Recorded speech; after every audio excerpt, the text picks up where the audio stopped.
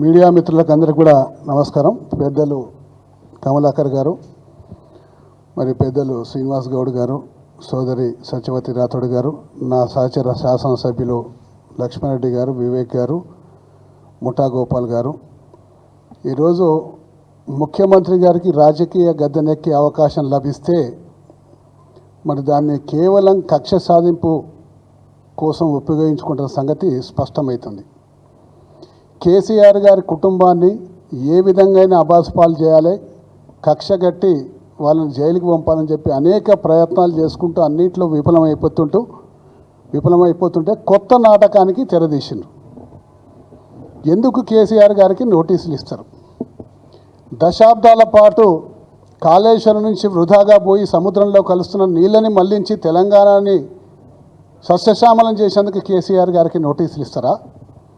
4 కోట్ల మంది ప్రజల్లో 70 లక్షల మంది ప్రజలకు, 70 లక్షల మంది రైతులకు మరి ఈరోజు నీరందించి వాళ్ళకందరికీ కూడా పంటలు పండించేందుకు సహకారం అందించిన కేసీఆర్ గారికి నోటీసులు ఇస్తారా? మరి తెలంగాణ రైతులంటే గతంలో ఆత్మహత్యలు చేసుకుంటుంటే ఇప్పుడు మాగాణంగా ఉన్న 1 కోటి ఎకరాలని తీర్చిదిద్ది వాటన్నిటి కూడా నీళ్ళు అందించినందుకు నోటీసులు ఇస్తారా? మరి ఏ దానికి నోటీసు ఇస్తున్నారు? కేవలం కక్షగట్టి నోటీసు ఇస్తున్న సంగతి ప్రజలకు అర్థమైతేనే ఉంది. పెద్దలు ఇప్పుడు ప్రస్తావించినట్టు సుంకిశాల కుంగిపోతే దానికి నోటీసులు లేవు, మరియు ఎస్ఎల్బీసీ టనల్ కుంగిపోయి 8 మంది చచ్చిపోతే ఒక శవం దొరికింది, మిగతా శవాలు దొరకలేదు ఈ రోజు వరకు, దానికి నోటీసులు లేవు. పెద్దవాగు కొట్టుకపోతే దానికి నోటీసులు లేవు. మరి ఇలా అనేక రకాలుగా ప్రమాదాలు జరిగితే దేనికి కూడా నోటీసులు లేవు. కానీ 89 పిల్లర్లలో కేవలం 3 పిల్లర్లు కుంగిపోతే దాన్ని 1 సంవత్సర కాలంగా రాజకీయం చేసుకుంటూ పబ్బం గడుపుతున్న సంగతి దివాళకోరు ప్రభుత్వాన్ని, కాంగ్రెస్ ప్రభుత్వాన్ని చెప్పేసి ఈ సందర్భంగా మనవి చేసుకుంటాను.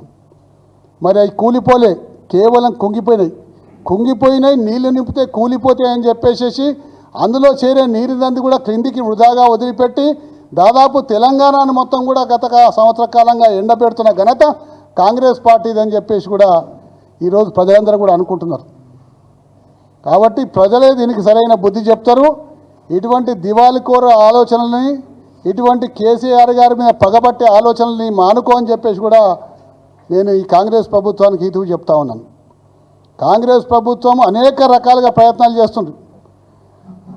టీఆర్ఎస్లో అంతర్గత కలహాలు ఉన్నాయి, టీఆర్ఎస్ పార్టీ విడిపోతుంది, అందరూ కూడా కొట్టుకుంటుందని చెప్పేసి ఒక కొత్త నాటకానికి తెరదీసే ప్రయత్నం చేసిండ్రు.